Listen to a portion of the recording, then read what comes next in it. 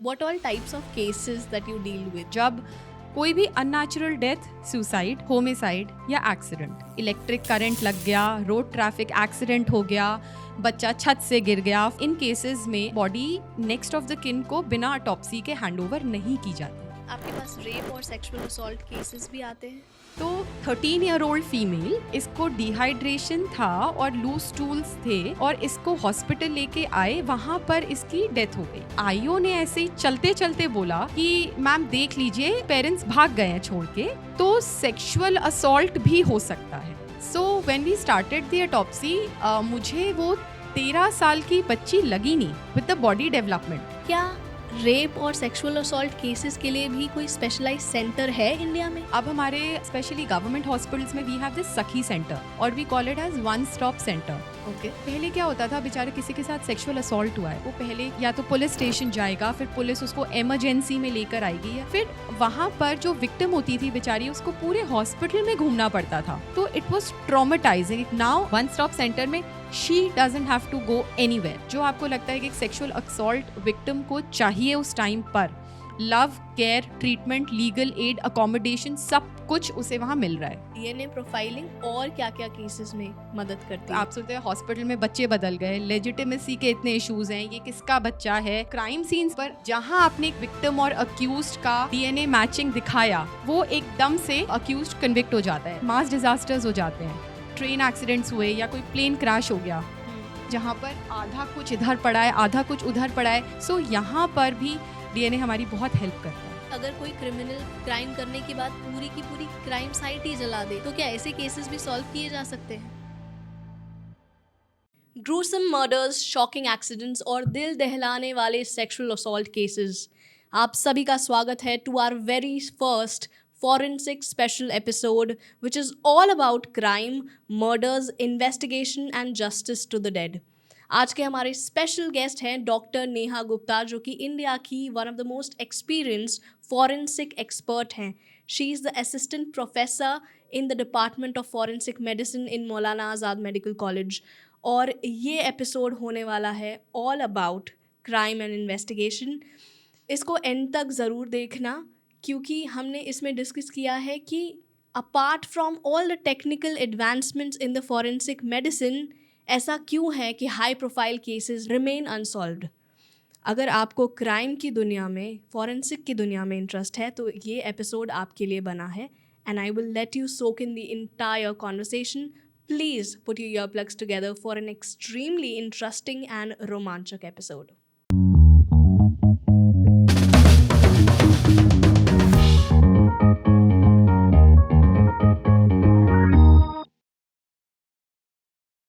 Doctor Neha Gupta, welcome on hocus pocus with Aanchal. Thank you Aanchal. इस conversation का intention ये रहेगा definitely for to layer it down and simplify it for our audiences कि आपकी forensic की दुनिया में एक्चुअल में कैसे होता है, क्या होता है। क्योंकि जो मूवीज़ में दिखाया जाता है या जो हम फिल्म्स सिनेमा में देखते हैं, वो डिपिक्शन शायद उतनी सही नहीं है। तो हमें रियलिटी चाहिए कि कैसे कैसे सब कुछ होता है। बिल्कुल। दूसरा, शायद ऐसी कॉन्वर्सेशंस देख के people get more interested and intrigued, उन्हें समझ आए कि ये प्रोफेशन उनके लिए है या नहीं। Sure. So will begin with the simplest question, forensic क्या है एंड फॉरेंसिक साइंस और फॉरेंसिक मेडिसिन में क्या डिफरेंस होता है? See, forensic medicine is a field जहाँ पर हम अपनी मेडिकल नॉलेज की वजह से या उसकी वजह से हेल्प करते हैं in the administration of law.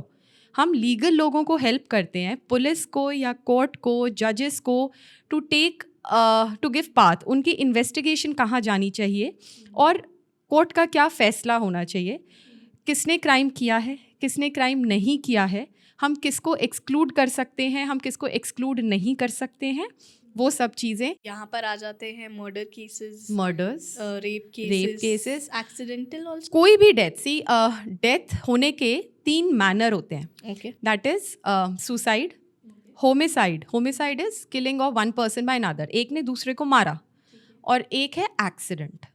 तो जब भी ये 3 चीज़ें आती हैं, जब हम नेचुरली नहीं मर रहे हैं या हमें नेचुरली कुछ नहीं हो रहा है, हमारे साथ कुछ अननेचुरल हुआ है, वहाँ फोरेंसिक मेडिसिन प्ले में आती है। एज एन ऑडियंस बोलूँ तो सबसे क्लोजेस्ट रिलेटेबिलिटी अगर आपकी प्रोफेशन की हमने देखी है तो वो CID आती है। ओ माय गॉड, मेरे को ऐसा लग रहा है डॉक्टर कि के। जितने भी फोरेंसिक एक्सपर्ट्स ये देख रहे हैं वो सब हंस रहे होंगे, बिकॉज वेन एवर हम अपने को इंट्रोड्यूस करते हैं किसी को कि हम क्या कर रहे हैं, तो उनका पहला रिप्लाई या पहला जवाब ये होता है, अच्छा वो CID जैसा। हाँ।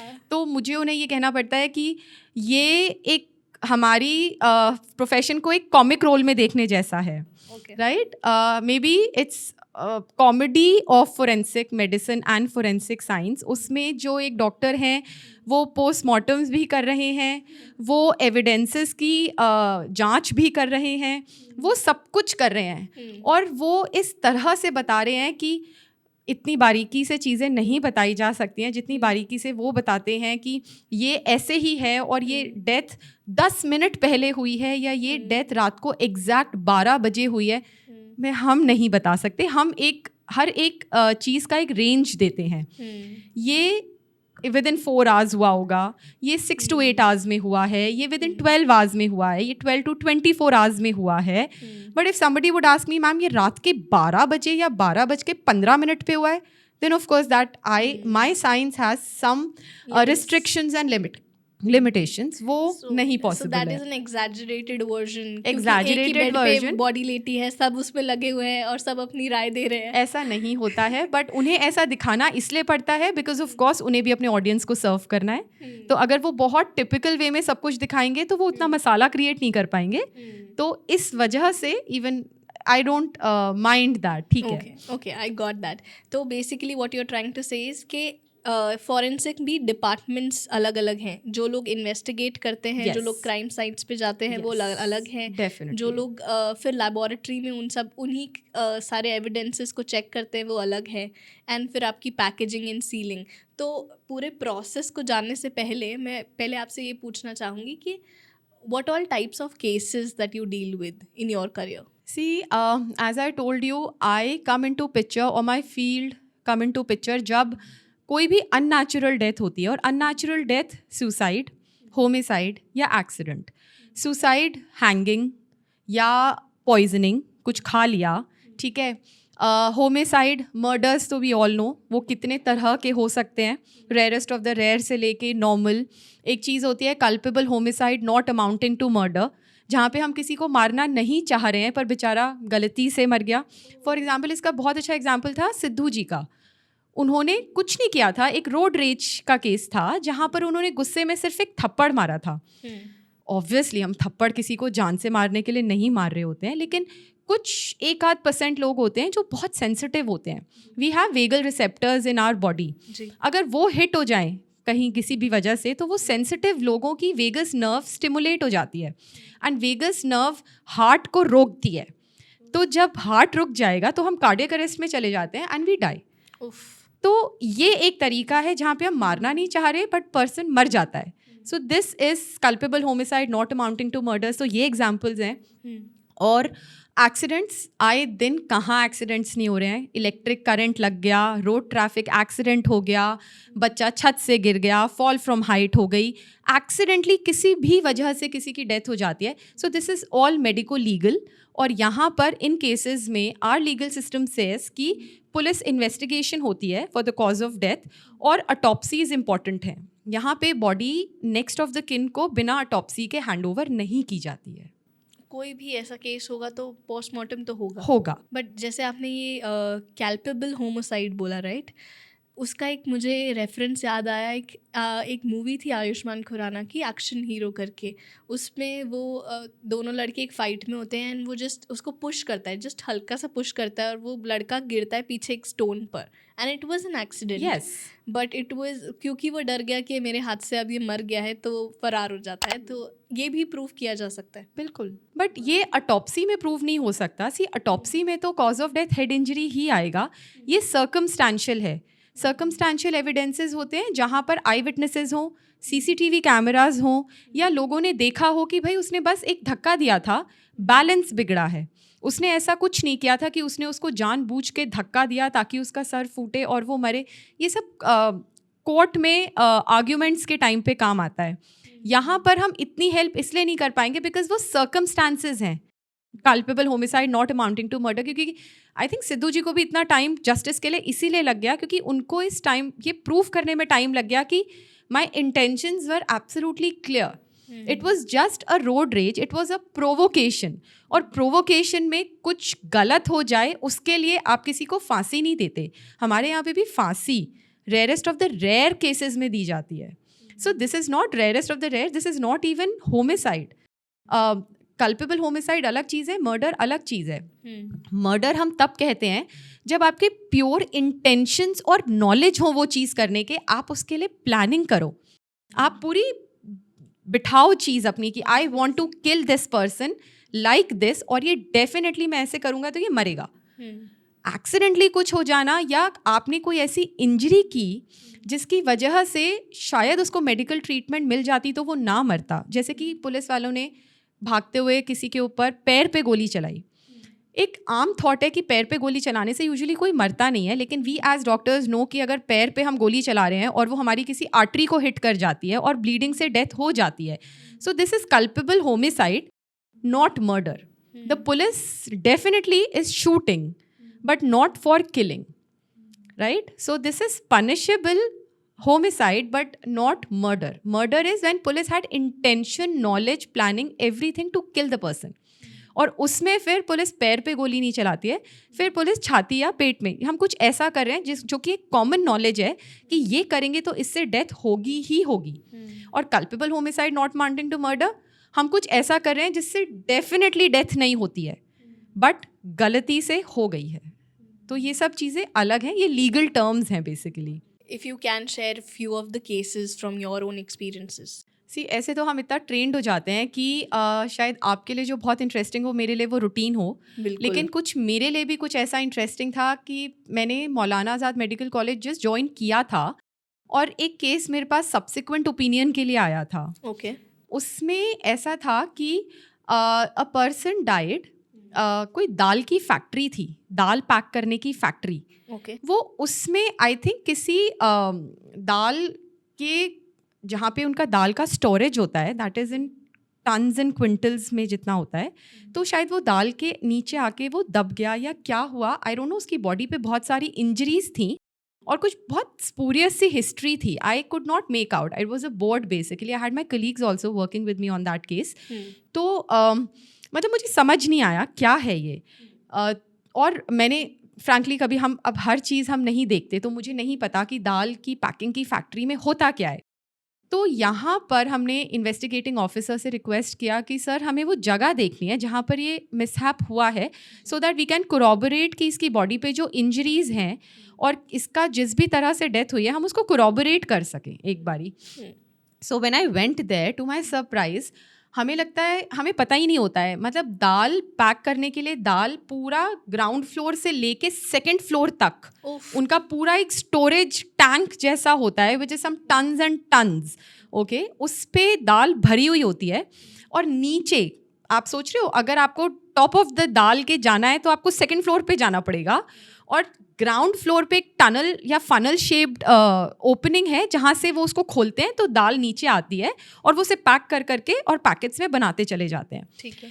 तो हिस्ट्री थी कि ये आदमी, जो कि वहाँ की एक कॉमन प्रैक्टिस है, वो दाल के ठेले के ऊपर, ढेर के ऊपर सो जाते हैं लोग, क्योंकि गर्मी होती है फैक्ट्री में और दाल ठंडी होती है, तो वो उसमें सो जाते हैं। और ये पॉसिबल होगा कि शायद वो आदमी ड्रंक होगा, उसे ध्यान नहीं क्या हुआ, आई डोंट नो, वो ड्रंक होगा और यहाँ रात में ट्रक आया होगा दाल लोड कराने के लिए या दाल ले जाने के लिए। तो इन्होंने नीचे जब उसका वो फनल का माउथ खोला होगा तो दाल फ्लो होते होते होते होते दाल फ्लो ना रुक गई और ऊपर से उस आदमी का हाथ और पैर उसमें से निकल के नीचे को दिखने लग गया। इन लोगों ने जब इसे देखा तो इनकी सांस ही रुक गई और ये भागते हुए ऊपर सेकंड फ्लोर पे गए हैं और सीढ़ियाँ होती हैं ऊपर से नीचे आने के लिए उस पूरे स्टोरेज पे, वो फटाफट उस सीढ़ियों को उतरते हुए नीचे आए हैं। I think that man was dead. अब वो दाल के वेट की वजह से या उसमें फंसने की वजह से सफोकेट होके स्मॉदर होके ही डाइड। उसको फिर उन्होंने बॉडी को खींचा है, क्योंकि नो वे आप बॉडी को नीचे धकेल पाओ, क्योंकि फनल की ओपनिंग बहुत छोटी है, उसमें से बॉडी नहीं जा सकती। तो उन्होंने ऑल द वे, आप सोच रहे हो पूरी 70 किलो की 80 किलो के आदमी की बॉडी को उठा के सेकंड फ्लोर तक सीढ़ियों से लेके जाना, तो वो इंजरीज उस वजह से थी क्योंकि उसको पूरा घसीटते हुए 2-3 लोग पूरा सेकंड फ्लोर तक लेके गए हैं। तो अगर, क्योंकि वही चीज़ थी कि दाल के नीचे दबा भी है, तो इतनी इंजरीज कैसे हैं बैक पे। तो हमें पहले लग रहा था कि ये शायद होमिसाइडल केस है, किसी ने कुछ करा है, कुछ फाउल प्ले है।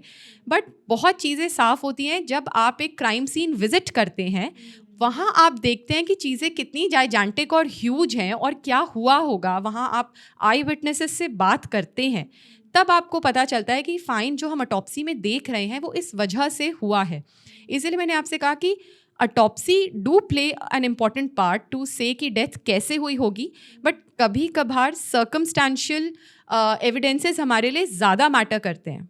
कभी कभार ऑटोप्सी के टाइम पे हमें भी समझ नहीं आता है कि ये चीज़ हुई कैसे होगी जब तक कि हम एक्चुअल प्लेस विजिट करके ना देखें। एक तरफ है कि आपने बॉडी एग्जामिन कर ली और दूसरी तरफ है उसके डॉट्स को कनेक्ट करने के लिए आप इन्वेस्टिगेटिंग साइट पे जाते हो और वो सपोर्ट करते हैं। Yes, not always, but yes, wherever we need कि यहाँ पे ये चीज़ें या ये dots at the autopsy connect नहीं हो रही हैं। आयो की हिस्ट्री इतनी क्लियर नहीं है जिससे हमें ये पता चले कि ये चीज़ हुई कैसे होगी, तो वहाँ डेफिनेटली हम इन्वेस्टिगेटिंग ऑफिसर से रिक्वेस्ट करके क्राइम सीन विजिट कर सकते हैं। This is seriously traumatising. आपके पास रेप और सेक्सुअल असॉल्ट केसेस भी आते हैं? Rape is very common in our country. आजकल बहुत ज़्यादा ह्यू एंड क्राई होने लग गया है, क्योंकि सोशल मीडिया बहुत एक्टिव है। हमें ऐसा नहीं है कि पहले होता नहीं था, बट प्रॉब्लम ये थी कि पहले रिपोर्ट नहीं होता था।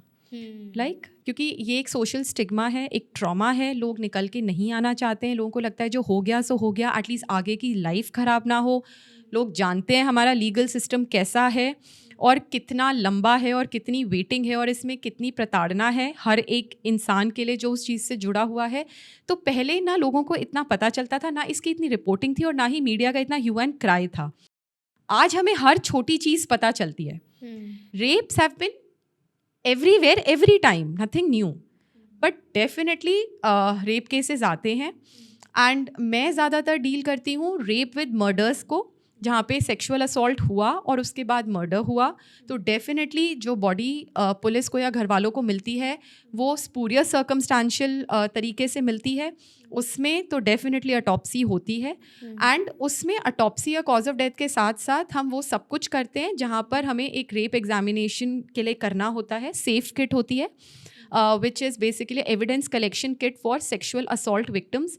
वो यूज़ करके हम सारे एविडेंसेस कलेक्ट करते हैं, बॉडी में कॉज ऑफ डेथ ढूंढते हैं, टाइम सिंस डेथ ढूंढते हैं एंड फिर उसके बाद बॉडी नेक्स्ट ऑफ किन को हायर देके, और जो सेफ किट हमने सील की है दैट गोज टू CFSL, जहाँ पे forensic science people analyse them and give the reports. Okay, तो आपका काम है पोस्टमार्टम करके टाइम ऑफ और कॉज ऑफ डेथ ही देना, इसके अलावा भी और कुछ पता लगा? Evidence collection is also my part. Body से अगर कोई चीज़ निकाल के एज एविडेंस सील करके और FSL भेजनी है, that is also my work. तो एविडेंसेस में हेयर, सीमेन, सलाइवा? सेफ किट में ऑलमोस्ट 24 to 27 एनवेलप्स होते हैं, जिसमें प्रॉपरली लिखा हुआ होता है कि वो एनवेलप किस चीज़ के लिए है, सो दैट कोई भी डॉक्टर जो वो किट यूज़ कर रहा है सेक्सुअल असॉल्ट विक्टिम पे, उससे कोई भी एविडेंस छूट ना जाए कलेक्ट करना, क्योंकि याद रखना मुश्किल होता है। बट वो एक इसीलिए किट बनाई गई है सो दैट अगर कोई MBBS registered medical practitioner in a small state अगर वो कोई एग्जामिनेशन कर रहा है तो उससे कोई चीज़ मिस ना हो। और वो क्या होती है 27 चीज़ें? It is a long list. उसमें we have all kinds of hair, nail clippings separate for both the hands, कोई बाइट मार्क्स हैं तो वहाँ से swabs from your anal, perineal, genital areas and your mouth washings, vaginal washings and all what you can think of, वो सब उसमें होता है। और अपना नेल कटर, अपना कोम, सब कुछ, सिजर, सब उसमें अलग से पैक्ड होता है। एंड ये कितनी मेटिकुलसली आप लोग करते होगे कि वाइल डूइंग दैट आपके फिंगरप्रिंट्स और आपकी चीज़ उसमें मिक्स नहीं हो रही we wear gloves of course, तो उसमें मिक्सिंग का कोई इतना प्रॉब्लम रहता नहीं है। And see we are trained for it, तो जो चीज़ हम रोज़ करने लगते हैं वो एक बैक ऑफ द हैंड पे आ जाती है, देन वी डू इट रिफ्लेक्सली। ठीक है, जैसे मेरे लिए the podcast is new but आपके लिए रोज़ का काम है, तो मुझे ये चीज़ बहुत नई लग रही है but you not feeling it. Same way I don't feel it in the mortuary because मेरे लिए रोज़ की बात है। Since you're dealing with so much crime and murder and blood and all these things on a daily basis and this is your daily work as you said, तो आपकी mental health पे फ़र्क नहीं पड़ता? I don't know. You read minds. What do you think? Yeah, I mean the kind of energy that I have, I am feeling while sitting with you. I don't think कि आपको पड़ रहा है. I think मेरी on a पूरी human fraternity basis. ऐसी है, मेरी पूरी फ्रेटर्निटी। आप मेरे जगह पर किसी और फोरेंसिक मेडिसिन वाले बंदे को बिठा लो, उसकी सेम एनर्जी होगी। We are all the same. I think मेरे एक जूनियर की थीसिस रही है ये मेंटल हेल्थ के ऊपर, people who are working in mortuary. I don't think so हम में से कोई भी बहुत ट्रॉमेटाइज था, we were all okay with it.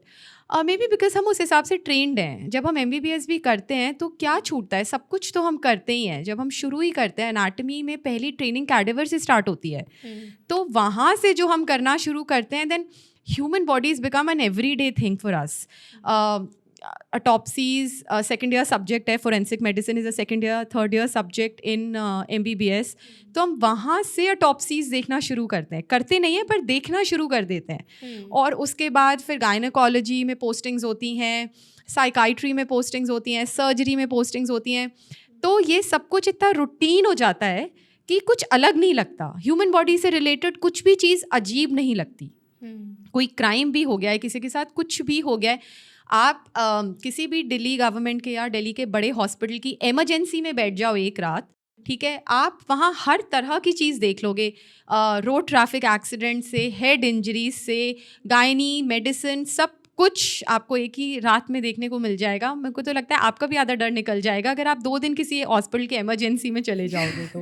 Recently हमने एक साइबर क्राइम स्पेशल एपिसोड किया था और हमारे गेस्ट आए थे एक जो कि एक्स IPS ऑफिसर हैं। उन्होंने बताया कि साइबर क्राइम से रिलेटेड जितनी भी क्वेरीज हैं उसको लेकर एक डेजिग्नेटेड सेंटर खुला है, साइबर साइंस सेंटर, जिसमें सारी डिजिटल अरेस्ट केसेस और साइबर क्राइम रिलेटेड सारे क्वेरीज को केटर किया जाता है। तो क्या रेप और सेक्सुअल असॉल्ट केसेस के लिए भी कोई स्पेशलाइज सेंटर है इंडिया में? येस डेफिनेटली, वेरी थैंकफुली अब हमारे हॉस्पिटल्स में, स्पेशली गवर्नमेंट हॉस्पिटल्स में तो है ही, I am not sure for the private hospitals, but government hospitals में we have this Sakhi centre और we call it as one stop centre. Okay. पहले क्या होता था, बेचारे किसी के साथ सेक्सुअल असॉल्ट हुआ है ऑफ एनी सॉर्ट, किसी बच्चे के साथ या बड़े के साथ, वो पहले या तो पुलिस स्टेशन जाएगा, फिर पुलिस उसको इमरजेंसी में लेकर आएगी, या डायरेक्टली वो इमरजेंसी में आएगा हॉस्पिटल की, फिर पुलिस वहाँ पे आकर एक MLC बनेगी। फिर वहाँ पर जो विक्टिम होती थी बेचारी, उसको पूरे हॉस्पिटल में घूमना पड़ता था। पहले वो गायनी डिपार्टमेंट जाएगी, फिर वो सर्जरी डिपार्टमेंट जाएगी, फिर उसको जहाँ चोट लगी है या जो भी प्रॉब्लम है, फिर वो वहाँ होके वहाँ से रेफ़र होके जाएगी, अपने ब्लड टेस्ट कहीं देने जाएगी, अपने स्वैब्स कहीं देने जाएगी। तो इट वॉज ट्रॉमेटाइजिंग। एक तो वो वैसे ही इतनी ज़्यादा ट्रॉमेटाइज्ड है, फिर हॉस्पिटल में जाके पुलिस वाले अलग तंग कर रहे हैं, इधर उधर उसको भटका रहे हैं। Now a good thing is we have one stop centre. One stop centre में she doesn't have to go anywhere. Every service of the hospital and even the legal aid will come to her in that center. Even the accommodation, if she doesn't have an accommodation and it's a matter of 2 to 5 days, even one-stop centers provide accommodation. 2 तरह के one-stop centers हैं, एक 2 कमरे वाला, एक 5 कमरे वाला। अच्छा। जहाँ पे भी हॉस्पिटल्स के पास जगह है, जहाँ पर भी सोर्सेज हैं इन लोगों के पास, तो वो 5 रूम वन स्टॉप सेंटर बनाते हैं। जहाँ जगह कम है, जहाँ पे नया शुरू कर रहे हैं, वहाँ पे वो 2 कमरे वाले सेंटर से भी शुरू कर सकते हैं। वहाँ पे अगर विक्टिम जाती है तो विक्टिम की साइकोलॉजिकल काउंसलिंग, विक्टिम का ट्रीटमेंट, विक्टिम को अगर FIR, MLC कुछ भी करना है वो सब होएगा। वहाँ पर उसको रहने को, खाने को, पहनने को कपड़े, everything what you think, psychiatric counselling, treatment, सब कुछ जो आपको लगता है कि एक सेक्सुअल असॉल्ट विक्टिम को चाहिए उस टाइम पर, love, care, treatment, legal aid, accommodation, सब कुछ उसे वहाँ मिल रहा है। और ये अभी प्रैक्टिकली हो रहा Yes, है? it is in every hospital. I think सबसे पहले I don't know, Ambedkar hospital में शुरू हुआ था, but now it is everywhere in all the hospitals. That's a very good initiative taken by government for sure. Sure. Do we have another interesting case probably जिसने आपको भी ज़्यादा shock कर दिया हो? Yes, I think everything is happening in MAMC only because इसलिए भी क्योंकि बोर्ड केसेस जो दिल्ली के हो रहे हैं वो मौलाना आज़ाद मेडिकल कॉलेज में ही हो रहे हैं, तो डेफिनेटली यहाँ पर कुछ अच्छा देखने को मिल जाता है। तो जैसे हम अभी सेक्सुअल असॉल्ट की बात कर रहे थे, तो हम सेक्सुअल असॉल्ट कहाँ तक सोच सकते हैं, किस किस की इन्वॉल्वमेंट सोच सकते हैं इसमें, या कहाँ तक लोग इसको एक स्टिग्मा समझते हैं जहाँ पर लोगों को सिर्फ अपनी इज्जत प्यारी है, वो ये नहीं देखते कि जो सफ़र कर रहा है वो उनकी अपनी डॉटर है या कोई अपना है।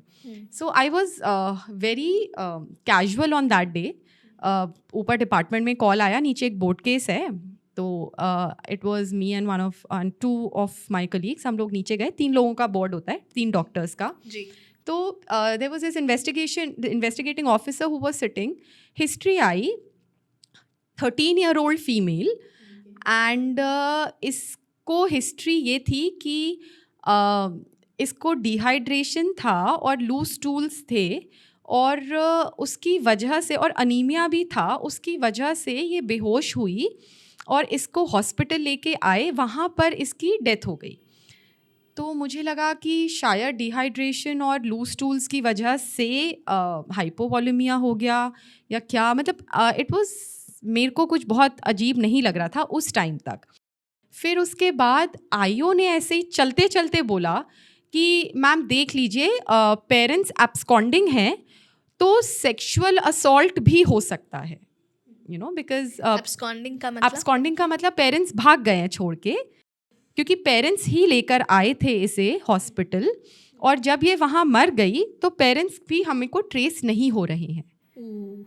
तो मेरा माथा थोड़ा ठनका, बट मैंने सोचा कि कोई बात नहीं, मतलब देख लेंगे, क्योंकि सी सेक्सुअल असॉल्ट जब भी कोई हम यंग फीमेल का केस कर रहे होते हैं तो हम बाय लॉ बाय डिफ़ॉल्ट उसको सेक्सुअल असॉल्ट के लिए चेक करते ही हैं। That is part of our routine autopsy, routine examination, कि एक बार देख लो कुछ मिस नहीं हुए। तो इसलिए स्टिल आई वॉज कैजुअल, ठीक है। We started with the history की, ठीक है, हम सेक्सुअल असॉल्ट का एंगल लेके अटॉप्सी स्टार्ट करेंगे।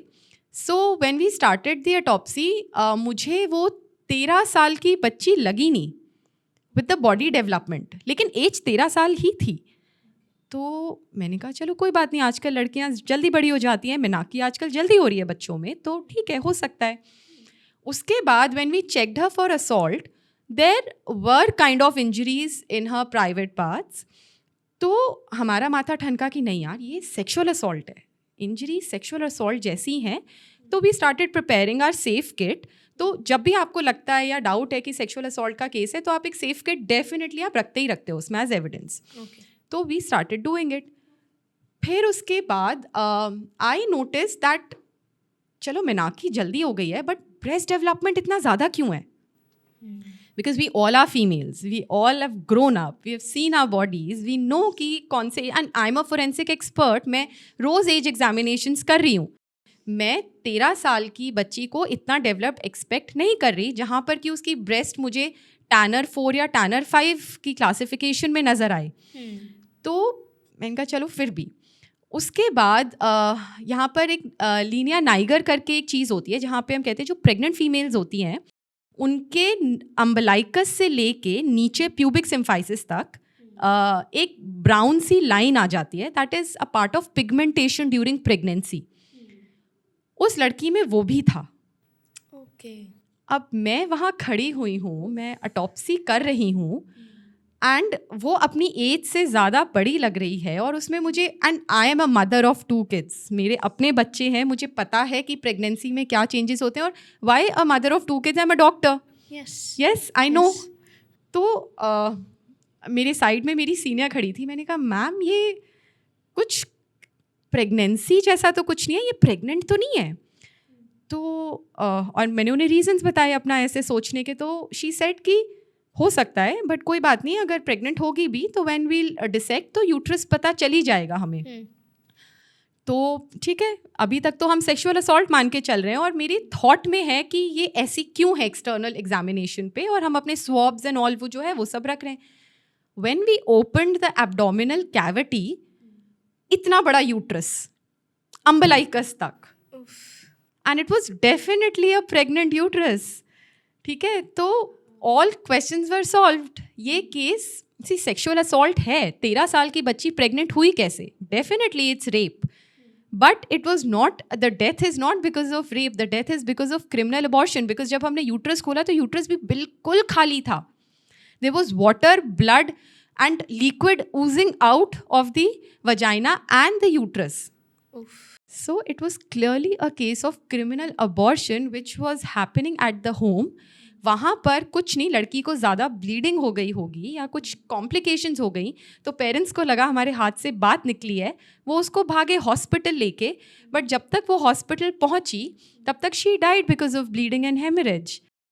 पेरेंट्स भी एब्सकॉन्ड हो गए। फिर शायद बाद में ये पता चला था, I say that the girl was also little bit of mentally retarded and she absconded. वो किसी के साथ भागी थी शायद 6 महीने 8 महीने पहले, 2 बार भाग चुकी है घर से एंड थिंग्स लाइक दैट। वो पर्सनल हिस्ट्री है, राइट? बट आप देख रहे हो कहाँ लूज स्टूल से, डिहाइड्रेशन से शुरू होके आईओ ने जस्ट ऐसे ही कहा कि मैम एक बार सेक्सुअल असॉल्ट रूल आउट करते हैं, वहाँ से वो पूरा केस क्रिमिनल अबॉर्शन का निकला इन अ 13 ईयर ओल्ड, जहाँ पे उसको छोड़ के भाग गए उसके parents. So this is all part of our society. Again I am coming back to this question, I don't know why, but क्योंकि आपके पास इतने वेरीड वेराइटीज़ ऑफ क्राइम्स हैं, तो आपके दिमाग में सोते वक्त रात को आता नहीं है कि कोई केस आपके घूम रहा होता है या अनसॉल्व्ड रह जाता है तो आप उसके बारे में सोच रहे हो? Does it happen to you? See not on daily basis. ये शायद इतना रेयर फिनोमिना है कि मैं किसी केस के बारे में सोचूं कि मुझे याद भी नहीं है, बट हाँ, कुछ केसेस जैसे आप एकदम से मुझसे पूछती हैं कि मैम आपका कुछ इंटरेस्टिंग केस, तो 3-4 चीज़ें मेरे दिमाग में फ्लैश हो जाती हैं जो इतने सालों में मैंने किए हैं, जिसमें एक ये केस फ्लैश होता है, या एक वो 5 साल की मिसिंग बच्ची जिसका साथ सेक्सुअल असॉल्ट हुआ था। She was just 5 year old, gutter में मिली थी, टोटली डिकम्पोज्ड, मिसिंग थी बस। तो उनको लगा कि पहले नाली में शायद ड्राउन हो गई है, राइट? बट जब आई कंडक्टेड द ऑटोप्सी, उसकी जैसे हमने निर्भया केस में सुना था कि intestines are all coming out, तो पहले मुझे लगा दैट मे बी डिकम्पोजिशन की वजह से, because of gas formation, the loops of intestines have been pushed out of the rectum. तो this happened when I was working as a senior resident in Guru Tegh Bahadur hospital, UCMS and GTB hospital. कुछ नहीं, मुझे उस case के बारे में कुछ नहीं पता था, आईओ ने भी कुछ नहीं बताया था। आईओ ने कहा था कि मैम बच्ची 2-3 दिन से मिसिंग है और ये हमें घर के पास पड़ी मिली है, डिकम्पोज्ड हालत में, खेलते खेलते गायब हुई थी। I thought okay, a 5 year old child drowned. मैं ड्राउनिंग या कुछ ऐसे ही लेके सोच रही थी कि हेड इंजरी हो गई होगी, गिर गई होगी। सो मैं इंजरी और एस्फिक्सिया लेके आई स्टार्टेड।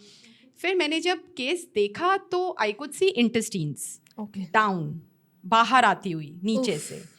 तो मुझे लगा काफ़ी डिकम्पोज्ड है, गैस फॉर्मेशन, कोई बात नहीं, पुशन कर देंगे, देखते हैं कहाँ से आ रही है एंड ऑल।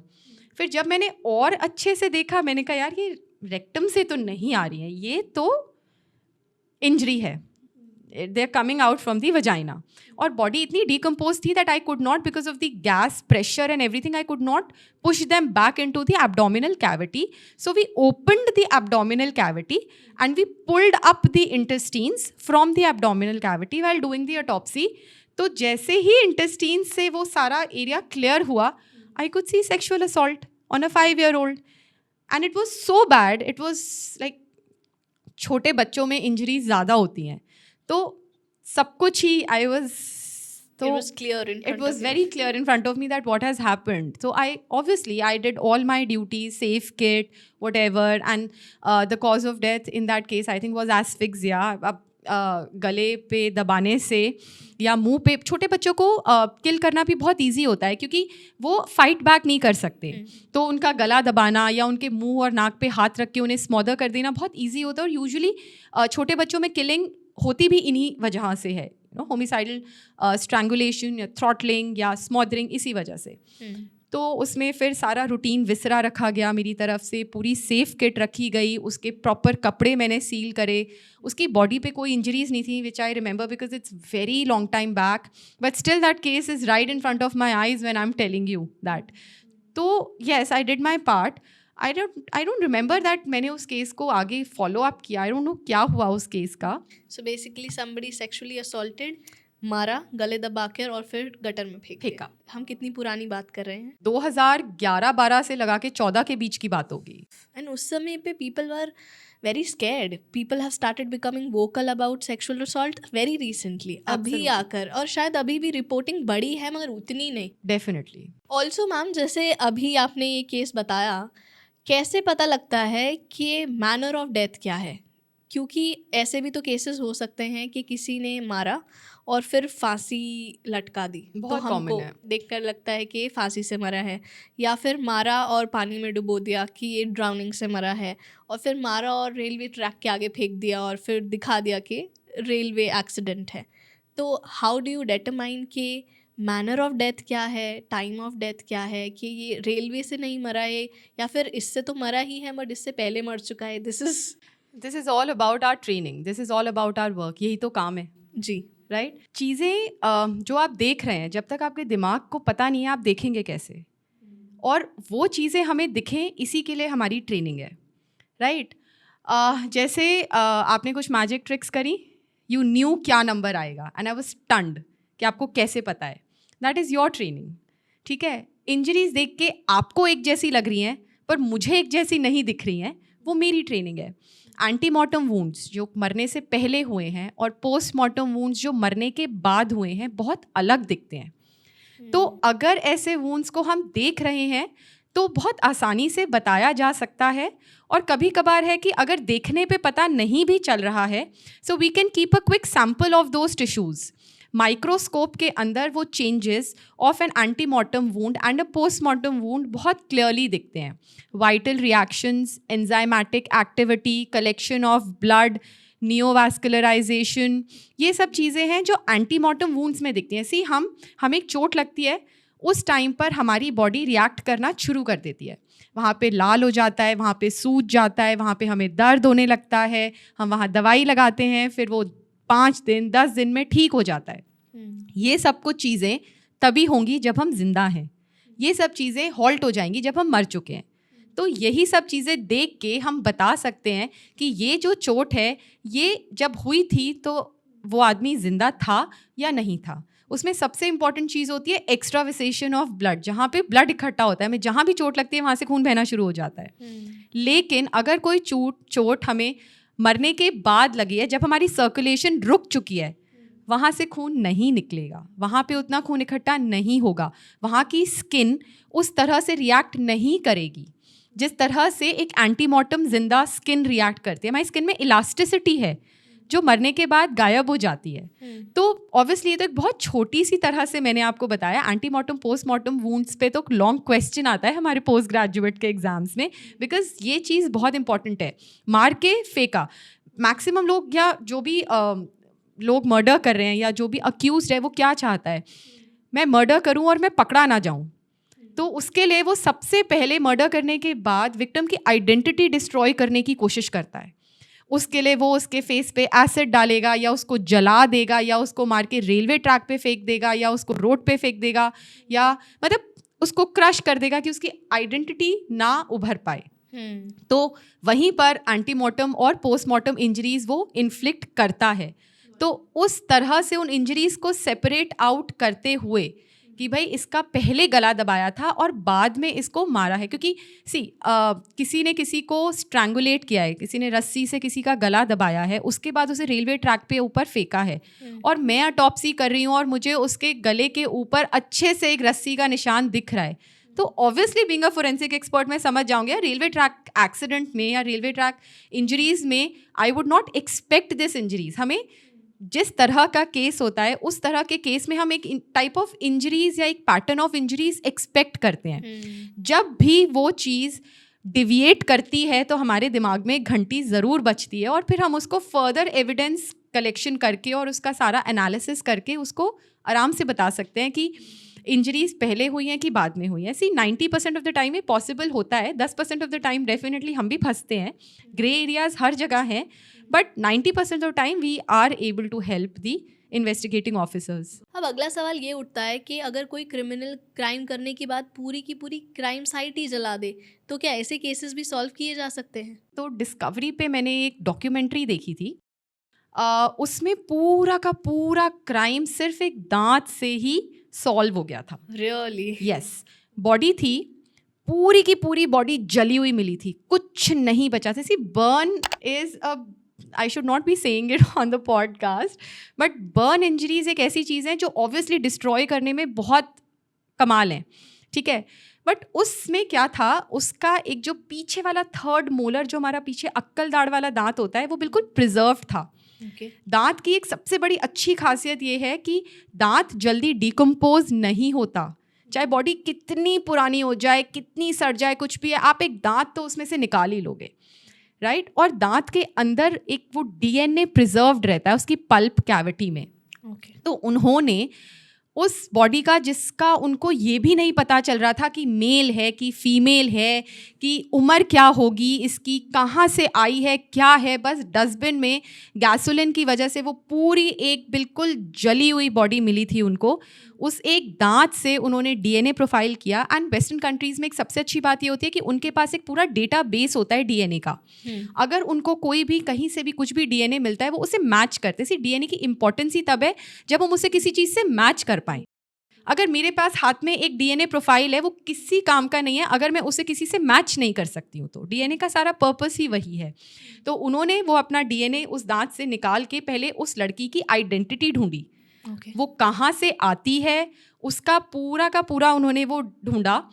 उससे पता चला that she was staying at this place, क्योंकि वहाँ पे तो CCTV cameras and all are very common.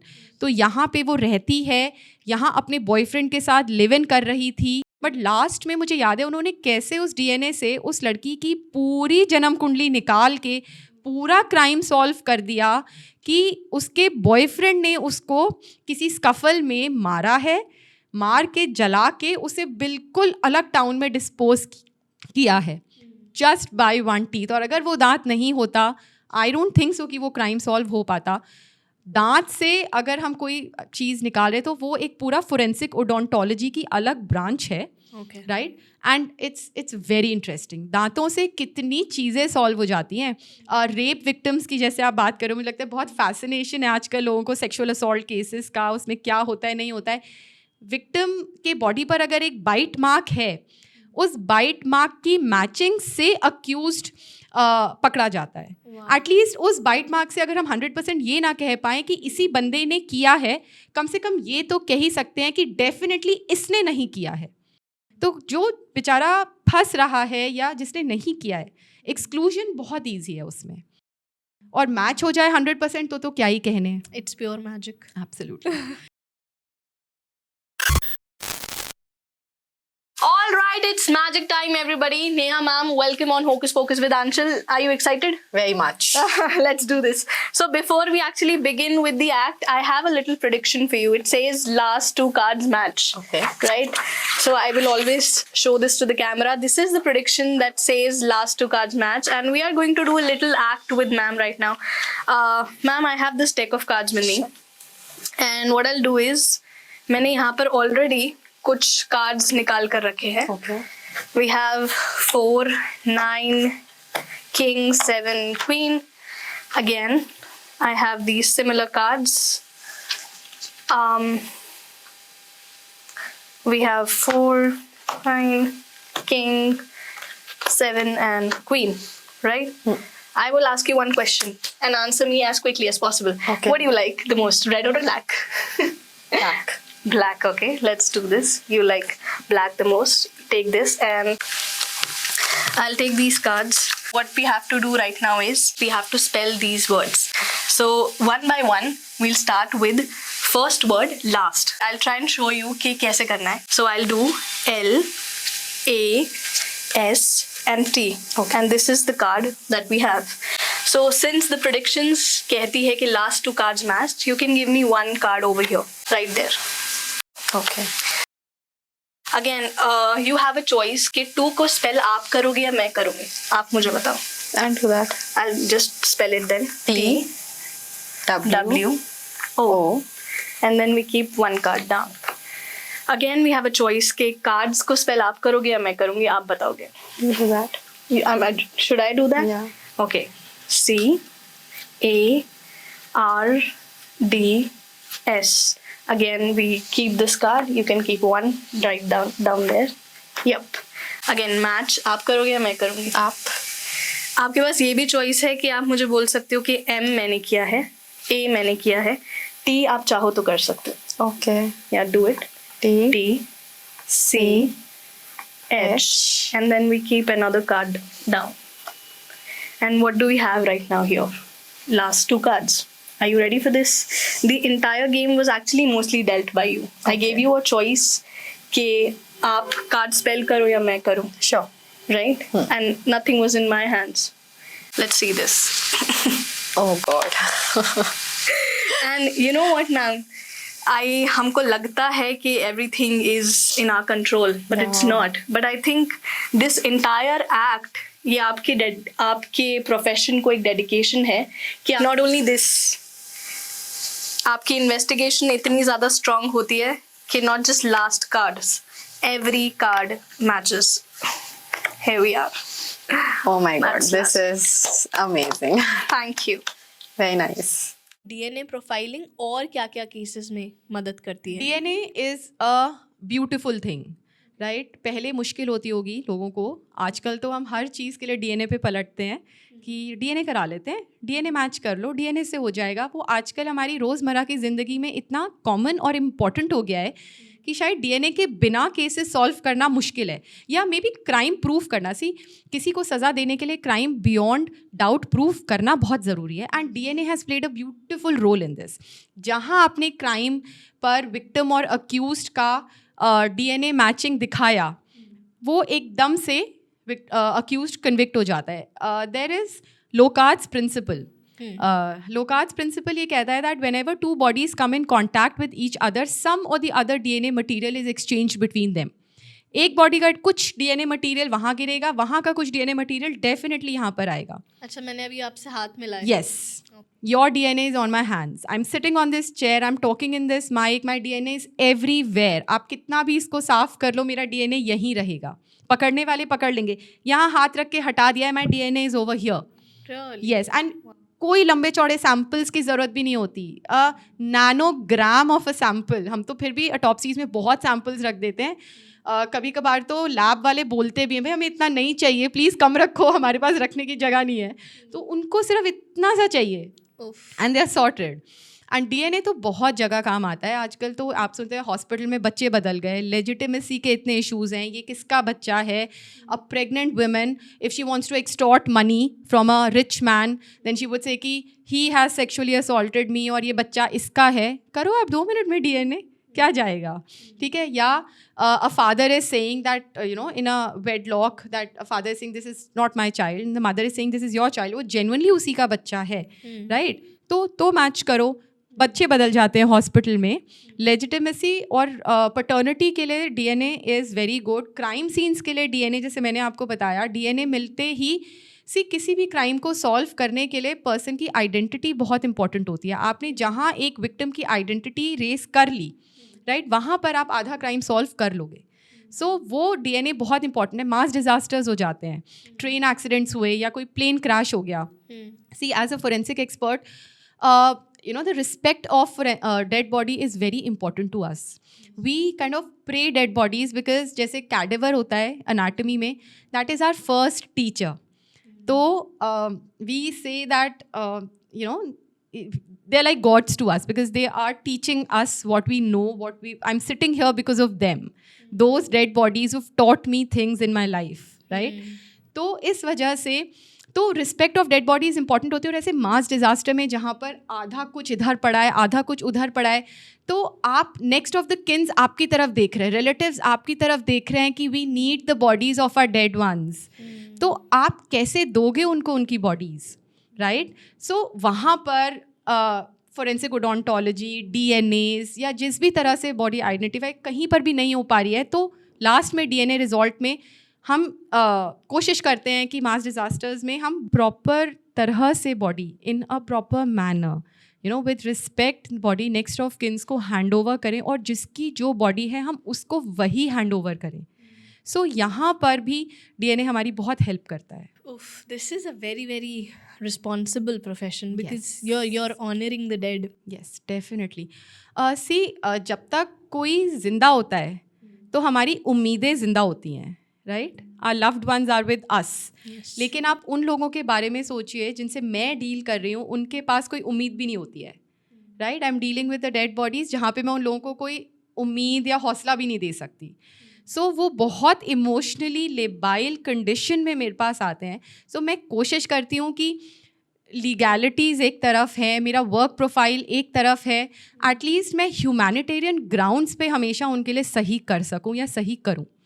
At least हाँ, उतना मैंने अपने प्रोफेशन में हमेशा इस चीज़ का ध्यान रखा है. That's a beautiful perception, and that's a beautiful intention and thought behind what you're doing, and I salute that. Also, I have a very karara sawal for you. And it's basically about हमारे पास बहुत सारे cases हैं, but कुछ ऐसे cases हैं जो probably solve नहीं हो पाए ढंग से. मेरे दिमाग में ऐसे तो एक ही केस आता है. बहुत होते हैं, बहुत केसेस हैं, लेकिन जो बहुत हाइप हो गया, राइट. ऑब्वियसली मुझे नहीं पता बहुत लोग मुझसे अग्री करेंगे या नहीं करेंगे, मुझे नहीं पता. But yes, Aarushi murder case, yes. That was a case जहाँ पर she was a 14-year-old girl जिसको नहीं मरना चाहिए था, और वो जिस सर्कमस्टांसेस में जैसे उसकी डेथ हुई, फिर उसके बाद जो थ्योरीज निकल के आई इतनी सारी, I really wanted that girl needed justice. उसका इतना कैरेक्टर असैसिनेशन हमने सुना with the house help, and फिर बाद में फिर house help was also no more. तो इतना कुछ निकल के आया.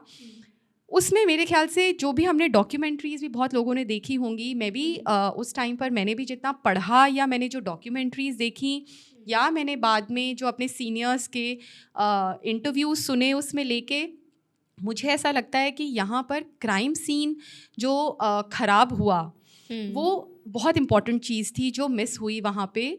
क्राइम सीन जो हमने डॉक्यूमेंट्रीज़ में देखा, वहाँ पे लोग आराम से चलते हुए जा रहे हैं, लोग बैठे हुए हैं. मतलब जहाँ पे इतना बड़ा क्राइम होता है, मुझे ऐसा लगता है उस पूरी बिल्डिंग को सील कर देना चाहिए, starting from the staircase of that building to all the houses. Access should be zero. या नॉट ओनली दैट बिल्डिंग, उस बिल्डिंग के आसपास का 10 मीटर का एरिया बिल्कुल बंद कर दो. उसकी सीढ़ियाँ, उसकी छत, उसके दरवाजे, आने जाने का दरवाज़ा, वो पूरा कमरा, dining table, the alcohol bottle which was lying, the golf kit which was there, there were so many things. इतनी स्टोरीज मिक्स हो गई कि किसने करा. There were 2 theories and I saw the documentary. There were 2 theories. एक तो the parents were convicted also for that. I have no idea. I see, of course मैंने पूरा कोर्ट प्रोसीडिंग नहीं देखा है, मुझे नहीं पता कोर्ट में क्या आर्ग्यूमेंट्स हुए, why the couple was convicted for the murder of the daughter, या दूसरी तरफ के एंगल से was exactly the house help responsible. But वो सब कुछ खराब हुआ बिकॉज हम उसमें कोई भी एविडेंस नहीं रख पाए, हम री-ऑटोप्सी भी नहीं कर पाए. ऑटोप्सी भी किसने की? मेरी इंटेंशन ये सवाल आपसे पूछने की ये है कि जब ऐसे केसेस होते हैं जहाँ पर एविडेंस टैम्परिंग हो जाती है या फिर जहाँ पर मीडिया की ज़्यादा इन्वॉल्वमेंट होती है, वो केस को किस हद तक अफेक्ट करती है. क्योंकि सिर्फ यही नहीं, हमारे पास और भी केसेस हैं. सुशांत सिंह राजपूत का केस है, हमारे पास आरजी कर मेडिकल केस है, जहाँ पर बाकी सारे केसेस सॉल्व हो जाते हैं फॉरेंसिक द्वारा, मगर कुछ ऐसे केसेस हैं जहाँ पर फॉरेंसिक सॉल्व नहीं कर पाती या फिर हमारे पास कोई फाइनल रिजल्ट नहीं आता. ये नहीं शायद बोलना सही रहेगा कि फॉरेंसिक नहीं कर पाती, प्रॉबली हाई प्रोफाइल केसेस जहाँ पे मीडिया की और हाई प्रोफाइल ब्यूरोक्रेट्स और इंडिविजुअल्स की इन्वॉल्वमेंट है, वो केसेस थोड़े ज़्यादा सेंसेशनलाइज हो जाते हैं. बट आपको लगता है कि फॉरेंसिक को तो पता ही होता है कि क्या सच है? नहीं, ऐसा नहीं है कि फोरेंसिक को तो पता ही होता है क्या सच है. बल्कि एज अ फोरेंसिक एक्सपर्ट मुझे लगता है कि कभी कभार हम मजाक में भी कहते हैं पुलिस वालों से कि आपको तो पता ही है क्या है, ठीक है, आप बातें बना रहे हो बट आपको पता है। मुझे नहीं पता एग्जैक्टली कि जैसे उन्हें कितना पता होगा, क्योंकि हमें भी नहीं पता होता है। बट जहाँ पे भी हम एकदम से क्राइम सीन पे पहुँच के क्राइम सीन को रूल आउट पूरा मार्केट करके फोरेंसिक टीम बुलाकर क्राइम सीन इन्वेस्टिगेशन करा के प्रॉपरली एविडेंसेस कलेक्ट कर ले, तो मुझे नहीं लगता कि क्राइम अनसॉल्व रह सकता है with the kind of technologies we have today. लेकिन अगर कोई किसी के प्रेशर में आके पूरा क्राइम सीन डिस्ट्रॉय करना ही चाहे तो उसमें फिर हम भगवान नहीं है ना, हमारी भी रिस्ट्रिक्शंस हैं। तो वहाँ पर डेफिनेटली प्रॉब्लम्स आती हैं, बहुत चीज़ें अनसॉल्व रह जाती हैं, लोगों की लीगल फाइट्स बहुत लंबी हो जाती हैं क्योंकि हमारे पास प्रूफ करने के लिए चीज़ें नहीं रहती। प्रूफ एविडेंसेस से ही होगा, और एविडेंसेस की टैम्परिंग द वर्ल्ड नोज कि सिर्फ क्राइम सीन पे ही नहीं होती है, एविडेंसेस की टैम्परिंग क्राइम सीन से लेके FSL के लैब तक भी चलती है।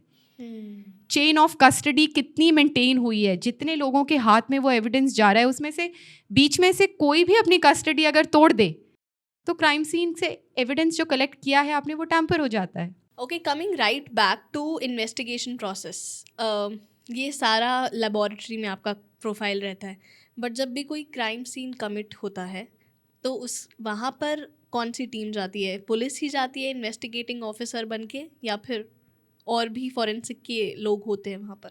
The group of people depends कि क्या क्राइम हुआ है। ऑफ कोर्स पुलिस है ही, that is the first ones to come in. उसके बाद क्राइम टीम है क्राइम इन्वेस्टिगेशन करने के लिए, जहाँ से FSL से लोग आते हैं। FSL is forensic science laboratory. We have one in Delhi in Rohini, okay, एक हैदराबाद में है, एक चेन्नई में है। तो यहाँ से लोग आते हैं फॉर एविडेंस कलेक्शन। अगर क्राइम सीन से एविडेंस कलेक्ट करना है तो वो मेनली क्राइम टीम ही करती है। अगर बॉडी से एविडेंस कलेक्शन है तो वो मेरा काम है या हमारा काम है, ये फ़र्क है। Got it. तो अगर क्राइम सीन पे जो इन्वेस्टिगेशन होती है, लाइक वहाँ पर जो इक्विपमेंट्स हैं या फिर वेपन्स हैं, वो सब कैसे? कोई वेपन है या कुछ है तो वो वेपन पुलिस रिकवर करके इट्स प्रॉपर्ली सील्ड, जैसे हम मूवीज़ में देखते हैं वैसे वो सील होता है।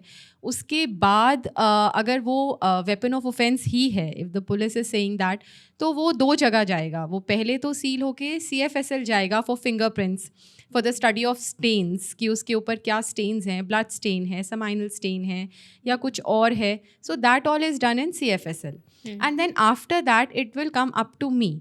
तो मैं उस वेपन को देख के ये बताऊंगी कि मैंने जो बॉडी पर ऑटोप्सी किया है उस पे जो इंजरीज हैं वो उस वेपन से पॉसिबल हैं कि नहीं है। So this is where we two are working hand in hand. So we both, the forensic medicine and forensic science people need each other. तो वहाँ पर ये चीज़ इम्पोर्टेंट है। इंजरी से पता लग जाता है कि कौन सा वेपन है, ऑल्सो ब्लड स्टेन से भी पता लग जाता है कि कौन सा वेपन यूज हुआ होगा। सी मैचिंग, जैसे कि अगर वेपन के ऊपर विक्टिम का ब्लड लगा है या मारते हुए अक्यूज्ड का अपना ब्लड वेपन पे लग गया है तो ब्लड तो मैच हो सकता है। ब्लड से आप ब्लड ग्रुपिंग और DNA दोनों चीज़ें निकाल सकते हैं और उससे आप मैच कर लीजिए कि विक्टिम और अक्यूज्ड का क्या ब्लड ग्रुप है and is it matching with the blood which is found on the weapon और नॉट। And this matching is very easy. I told you ना, DNA can solve everything. So वो वहाँ पर मैचिंग से पॉसिबल है। जो क्राइम सीन पे ब्लड जैसे गिरा होता है वो भी सॉल्व करने में मदद करता वो है। बहुत इंपॉर्टेंट होता है। ड्रॉपलेट्स गिरे हैं या फिर ड्रैग वो किया उठाने है। के लिए there are lot of solvents, swab, scrapings. अगर ड्राई ब्लड है तो आप उसे स्क्रैप करके आप उसे सील कर सकते हो। And then there are different types of solvents which are used in the lab. उससे उसको रिकॉन्स्टिट्यूट करके we can do simple labs which are for the test. या ब्लड्स के लिए स्वॉब्स ले लीजिए। अगर मुझे रखना होता है सैम्पल ब्लड का या टॉप्सी में हम रखते हैं तो the easiest way is just take a gauze piece and soak it in the blood and dry it in shade without any sun or fan, right? And just it'll get dried up. Keep it for years, 5 years, 10 years. Take out blood from that, match it and it's good to go. Really? हमारी जैसी country में जहाँ पे cold chain maintain करना, refrigeration, preservation इतनी मुश्किल है, वहाँ पे dry anything and store it. It is preserved. So that's the beauty of science. Yes, it is. We're almost at the end of the podcast. Before we actually wrap up, आपको क्या लगता है कि बीइंग अ फॉरेंसिक एक्सपर्ट आपके profession के लोगों को bribe किया जाता होगा या फिर उनके पास प्रेशर है to change the course of direction of the case? Ma'am, ये सिर्फ मेरे प्रोफेशन की बात नहीं है, ये आई थिंक हर तरह के प्रोफेशन की बात है. ठीक है, ब्राइब किसी को भी किया जा सकता है, ये पर्सनल चॉइस है आपकी. लाइक आई सेड दैट मैं हमेशा ये कोशिश करती हूँ कि मैं ह्यूमैनिटेरियन ग्राउंड्स पे I can do justice to people who are looking up to me for someone who were there loved once. ऊपर से प्रेशर डेफिनेटली आते हैं मैम, नहीं बोलूँगी नहीं आते हैं, क्योंकि इवन मैंने भी फील किया है. बट मेरे साथ अच्छा ये रहा है कि I have always worked with very good people who were very true towards their profession. तो कभी भी जैसे मेरे सीनियर्स रहे, जैसे नाम लेना चाहूँगी, जैसे डॉक्टर NK अग्रवाल रहे हैं, डॉक्टर वर्मा रहे हैं, या मेरे प्रेजेंट HOD हैं डॉक्टर सुनील रहे हैं, who is head of the department in Maulana Azad medical college. उन्होंने कभी मुझे प्रेशर फील ही नहीं होने दिया. मैंने हमेशा बहुत ट्रूथफुली और अपने टर्म्स एंड कंडीशंस पे काम किया है. मुझ तक कभी प्रेशर आया ही नहीं. जैसे मेरे सीनियर डॉक्टर NK कहते भी थे, बेटा तुम्हें पता नहीं चलता, आप लोग नीचे काम करते हो, हमारे ऊपर प्रेशर होता है चीज़ों का. मैंने कहा सर होता होगा, बट ब्यूटी ऑफ हायरार्की तो यही है ना कि हम काम करते जाएं और आप because of your seniority and आपको इतना पता है, आइडिया है, आप वो प्रेशर हम तक ना आने दें. I want to acknowledge the depth of this science and depth of responsibility that you has as a forensic expert, because it's not about solving cases anymore, it's about giving voices to people who have lost their voice. It's about honoring the dead. It's also about honoring the grieving families. So it comes with a huge responsibility, and I salute those challenging situations that you work with. Though you're saying कि वो आपके लिए challenging नहीं होते हैं, but when I look it from an outside perspective, it takes a lot of guts to do what you're doing. And I just want to know your last piece of advice and last few words that you would want to say on the podcast. मैं सिर्फ यही बोलूँगी कि मैं अकेली नहीं हूँ, मेरे साथ और बहुत लोग हैं जो ये कर रहे हैं. I have a big fraternity and I have been so lucky to be a part of this field and to work with such nice people. My colleagues जिनके साथ भी मैंने काम किया है, वो ऐसा लगने नहीं देते कि ये चैलेंजिंग है. And it's a very responsible types. It responsible इसलिए क्योंकि ऑब्वियसली मैं चाहूँ तो मैं कुछ भी लिख सकती हूँ. You know, I have a lot of power in my pen. Yes. मेरी एक ओपिनियन लोगों की लाइफ बना सकती है, लोगों की लाइफ ख़राब कर सकती है. उसे चेंज करने के लिए कितने लोग उत्सुक होते होंगे. But if I am true to my profession, then I am definitely helping people to get justice, to really have hope कि हमारे देश में अभी भी सब कुछ ख़राब नहीं है. तो Yes, that's a beautiful intention behind it, and इस intention को जिंदा रखिए. And thank you so much, ma'am. Thank you so much for your time. Alright दोस्तों, अगर अभी तक आपने हमारे चैनल को सब्सक्राइब नहीं किया है तो हमारे चैनल आंचल राजकुमार को सब्सक्राइब कीजिए. Please press the bell button so that you get notified about all other podcast. Also हमारे नए channel hocus pocus shorts and clips को भी सब्सक्राइब कीजिए, जहाँ पर आपको ये सारा कॉन्टेंट शॉर्ट और क्लिप्स के फॉर्मेट में देखने को मिलेगा. And thank you so much for supporting hocus pocus with Aanchal, जो कि है इंडियाज़ फर्स्ट मैजिकल पॉडकास्ट. आप हमारे magic videos magic time segment में देख सकते हैं in our playlist, and I will see you again on every Thursday 8 p.m.